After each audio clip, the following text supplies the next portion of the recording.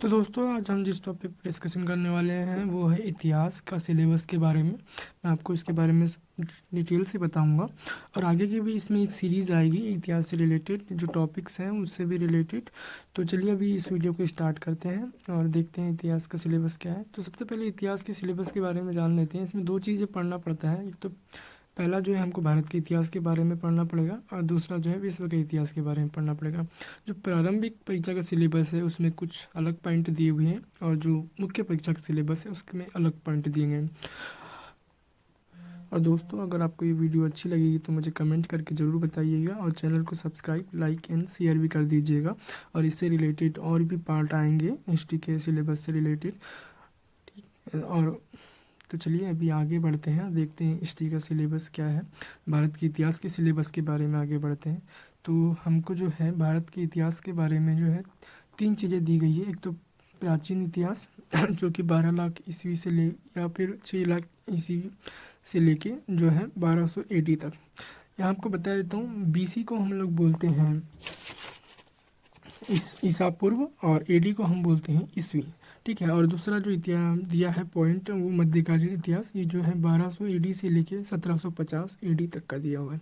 और तीसरा जो है भारत का आधुनिक भारत का इतिहास जो है 1750 AD से दिया है, वो वर्तमान तक के बारे में दिया गया है इसमें। तो दोस्तों अभी हम देखेंगे प्रारंभिक परीक्षा का सिलेबस कि उसमें क्या पॉइंट दिए हुए हैं। तो चलिए आगे बढ़ते हैं। तो दोस्तों जो प्रारंभिक परीक्षा का जो सिलेबस दिया गया है वो दिया गया है भारत का इतिहास और भारतीय राष्ट्रीय आंदोलन। इसमें जो संभावित क्वेश्चन बनने की संभावना रहती है वो 15 या फिर उससे कम या ज़्यादा हो सकते हैं।